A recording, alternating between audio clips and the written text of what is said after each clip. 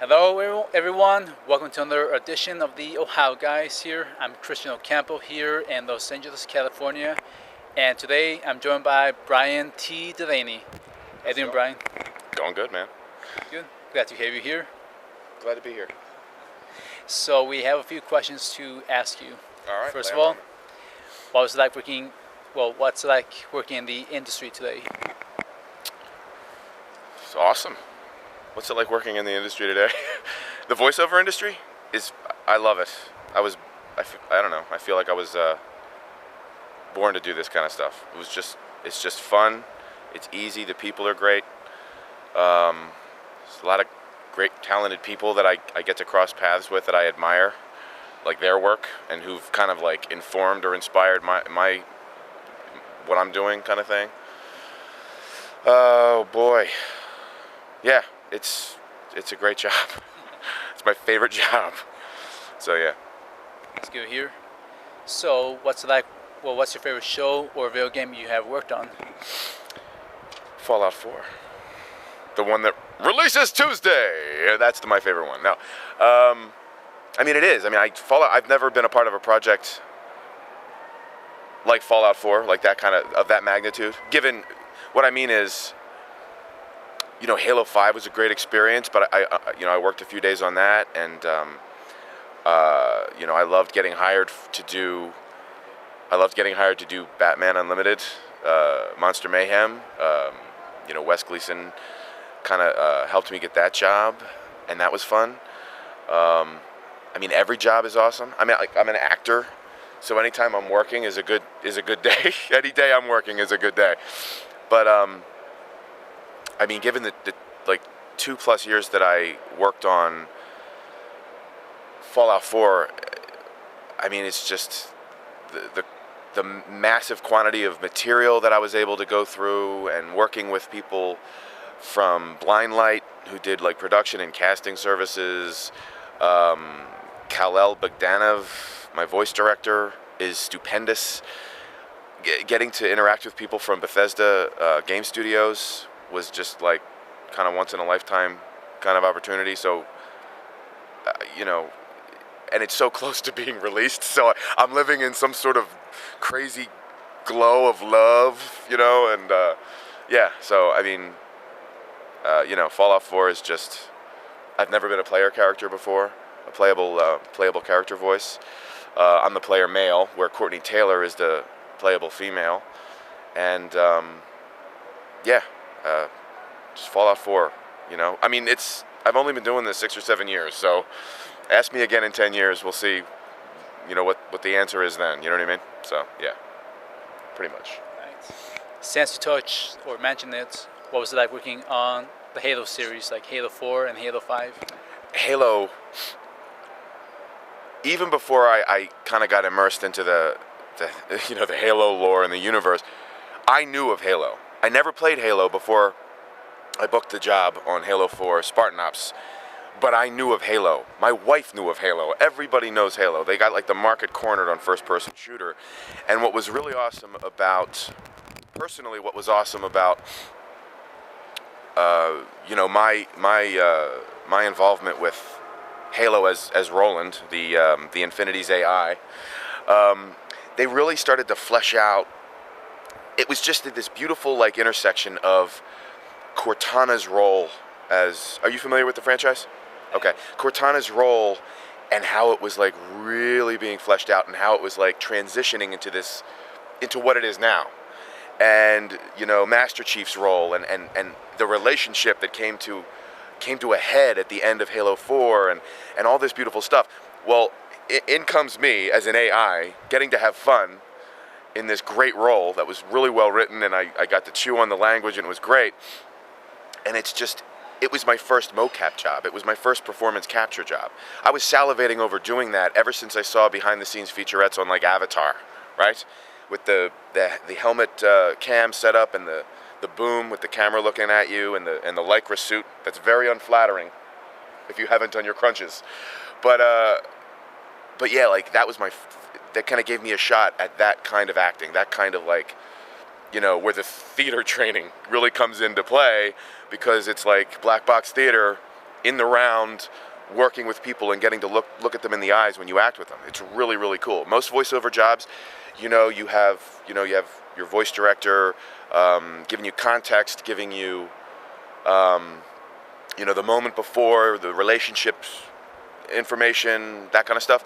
And you look down at your lines and you have the mic right here. But on a mocap stage, man, it's just alive, and I like to be physical when I act. Anytime I act, you can see me talking with my hands right now, Christian, right? So getting to use my whole body in whatever capacity was really exciting, and that was the Halo, the people at 343, Stuart Aitken of Axis Animation, Scotland outfit. They really gave me a shot at really taking it to the next level. So Halo will always have a special place in my heart. Roland is just such a fun character to play.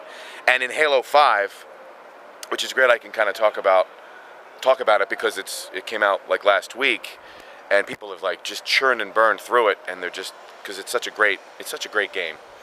But I got to play a different side of Roland, and I got to have this really kind of different opinion of what I don't know.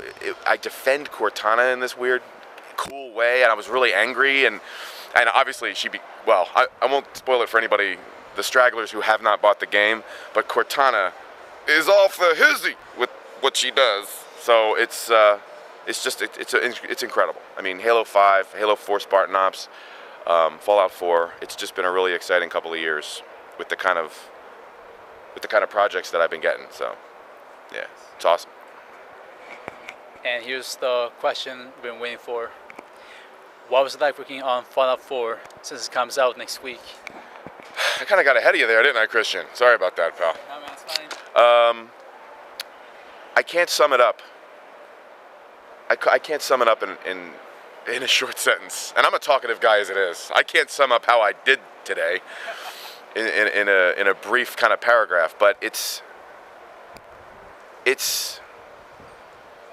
I'm grateful and I'm humbled, and I feel like I was challenged in such a way where, because of the great writing in the game, the direction from Cal Bogdanov, the material, what they were demanding, not demanding in a good way, like do this. No, it was like they were taking this franchise to the next level, and I was twisted and molded and ripped apart and put back together in such a way where I'm like a different performer now than I was in 2013 when I started the job. It's just incredible. So it's invaluable experience. Bethesda's team, I actually got to hang out with them because they had a launch party last night in downtown LA, right? And I got to meet so many people that I've heard in my cans. Anytime Cal needed, I keep calling him Cal. Cal Bogdanov is my voice director, and I'm just going to call him Cal. He's awesome. But anytime Cal didn't have something on the page, or he wasn't sure of a circumstance or a context or a relationship or something like that, there was always a Bethesda developer on the horn. And I got to meet, I believe, almost all of them, if not all of them, that I've been talking to for 2.5 years. So I got to talk to people like Ferret, Liam. These are great people. These are great people from Bethesda. In addition to, I got to meet Todd Howard. I got to meet Emil Pagliarulo, Will Shen, Mark Lampert. I met last night for the first time face to face. These are people, if you look them up, if you look up Bethesda Game Studios, these are people that make the magic happen. And they're such a great team. I mean, it's a relatively small outfit that put this game together. As Chris Zadana, who's a world artist with Ryan Salvatore on the game, I met this cat 2 nights ago. And I'm wearing this hat as an homage to Chris Zadana, because he always wears a flat cap. This is my Zadana cap. But Chris Zadana was saying, a lot of other developers, a number of other developers will have a much larger team. Whether it's 1,500 people, personnel, 4,000 people. And this is like 100 and 115 people that put together this expansive, action-packed, open-world role-playing game. And they do it with love and care and unbelievable Herculean effort.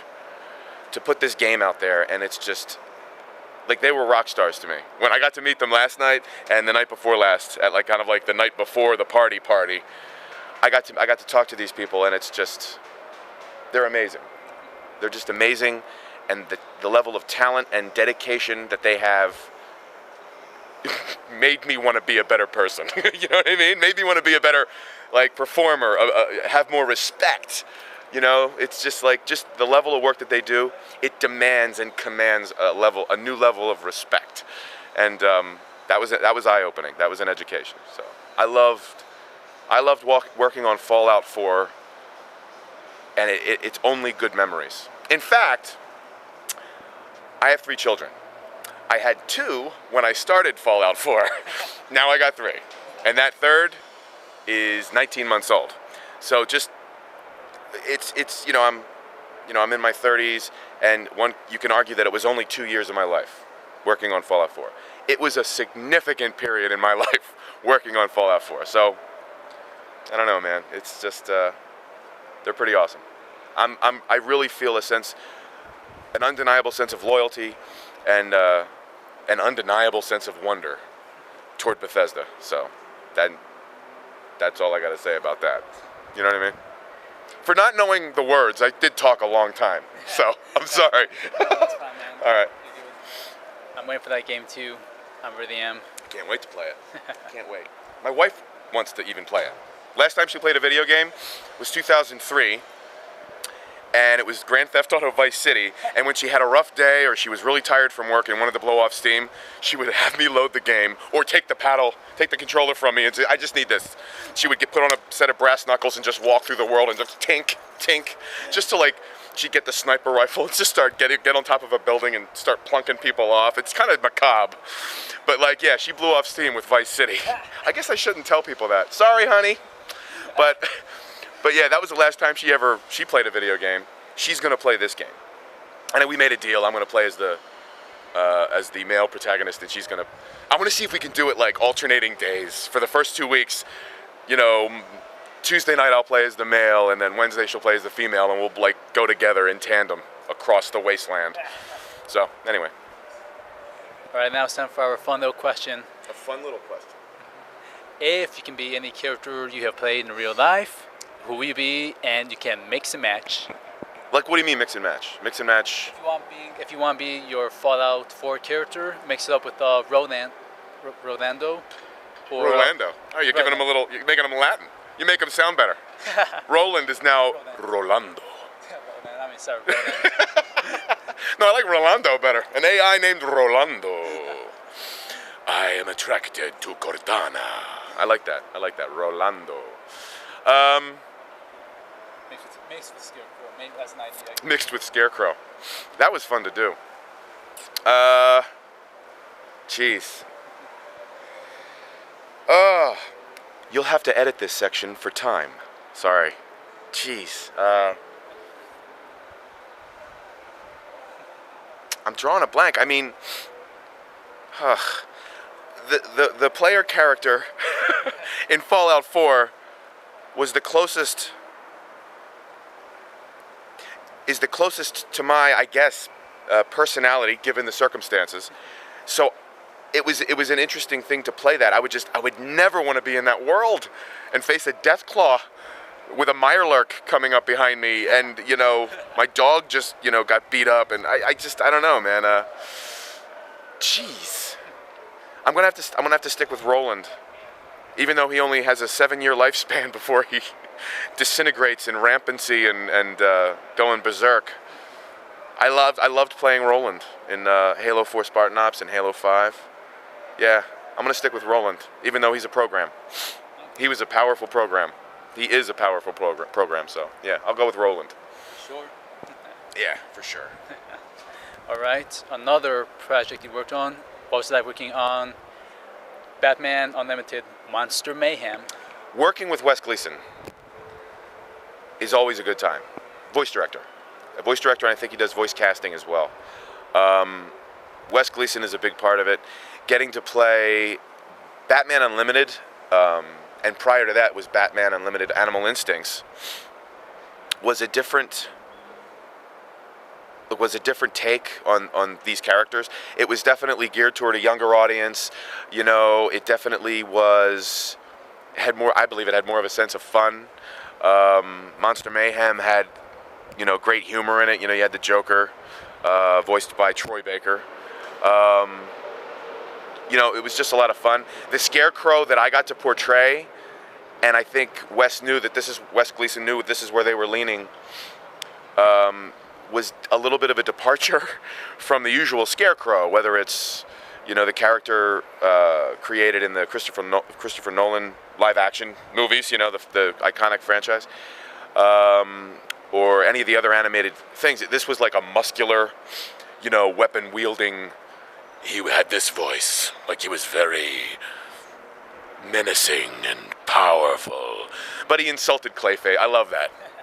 Shut up, Clayface, you fat face. Like, I loved that kind of banter. Clayface was played to perfection, voiced to perfection by Dave B. Mitchell, great voice actor. That job also, in addition to Wes Gleason, I got to be in the booth or watch these particular people work in the booth, like Dave B. Mitchell, Kari Wuhrer, Yuri Lowenthal, Fred Tatasciore. I got to voice act at a microphone next to Fred Tatasciore at a microphone. It was incredible. It was just a great squad of actors. You know, I unfortunately I didn't get to meet Troy Baker the days I was there, but you know, being a part of a project where, you know, that level of talent's involved, the whole cast, that level of talent, it was just, I actually have to confess, and I shouldn't say this, my wife would say, don't talk like that, you're there, you know, but like, it's just like when you stand in a large booth and you're standing behind a mic and you have all this talent around you, you kind of get this, sometimes you get this feeling, because this was my first kind of, you know, animated feature, even though it was, you know, it was like a tight market, and it was like, I think, a direct to video. I almost felt like, am I in the right place? I should be watching. You know, like, it was just really cool. Humbling. This has been a humbling year for me, you know, because I've been given opportunities to really stretch myself and try new things, and it's really cool. It's really cool. Yeah. So what was it like working on Disney Infinity? Well, that was fun because I get to work with Disney character voices, and anything associated with Disney is awesome. I mean, obviously there's the technical aspect of having to sound like John C. Reilly, you know, having that "I'm gonna wreck it," you know, tagline that you have to nail, and it was just exciting. At one point, I'm working with the director of the feature, Rich Moore, on doing. Especially it was Sonic All-Stars Racing Transformed, which had Wreck-It Ralph in it, and then of course later on it was the Disney Infinity series of games. But like, getting to work with Rich Moore, doing that role, who directed the feature obviously, and it was just all around, it was fun. It was interesting. Here's inside baseball for you.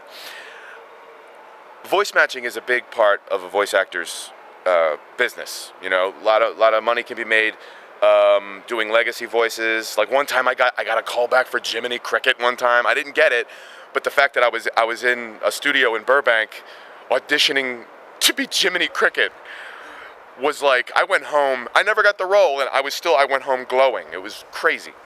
But when you do voice matching movies for purposes of looping, or the star isn't available, or whatever, or doing something where, you know, in the video game, it's going to be a sound-alike or a voice match, as it was with John C. Reilly as Wreck-It Ralph in the feature. But I got to do some video game work as Wreck-It Ralph, and it's like really exciting. When I first started doing this, I booked a job as the voice match of Seth Rogen for a Kung Fu Panda video game, and I was just starting out. It was my first booking ever in 2007 or 2008. And I was so nervous on the day. I booked the job, and I'm convinced because I said, "Okay, sorry," just like he did. I've said this. I've told other people this story, and it was just so funny. When I get in the booth, it's like the nerves seized up my vocal cords, and I couldn't reproduce anything that sounded like him. Flash forward, I book Wreck-It Ralph voice match, and when John C. Reilly is excitable, and he's saying I'm gonna wreck it, like that whole thing. He sounds similar to Seth Rogen. And so when you're in a video game, you don't have quiet moments. It's a video game. It's all action. So it's all up here. Like, it's all like, blah, like that. And I started to sound so much like Seth Rogen that I wish I could get in a time machine and go back and redo the stuff I did in 2007 and 8. Because but John C. Reilly led me back to Seth Rogen. But actually, if anybody's listening, voice actor Ben Carroll does a spot-on Seth Rogen anything. Seth Rogen cartoony, Seth Rogen in a movie. So shout out to Ben Carroll. But yeah, it was just fun. Anything I do with Disney character voices is always a good time. Always a good time. So yeah. So, is there anything else coming out that you can talk about, or anything you just want to plug in at this time? Fallout 4 is coming out on Tuesday. When will this load? When are you going to put this up? Like tonight? Nah, it's going to take a while, man. Oh, come on. Sorry. Yeah. So in the past, at some Tuesday in November, I'm excited about Fallout 4. I think when people play the game, they're going to see, it's going to be self-evident what went into this game, and the massive amount of talent and creativity and design and programming and art went into this game. Other than that, it's just, I'm still a workaday. I still audition every day for things, and so, but nothing I can really talk about. That's fine. Yeah. NDAs. I wish I could. NDAs. Always NDAs. But yeah. That's it. Last question, and we ask this to all of the guests. Okay. Any Facebook, Twitter, or any other social media for the fans to contact you? Oh, wait. You mean that's the last question for me to just give my handle? Okay.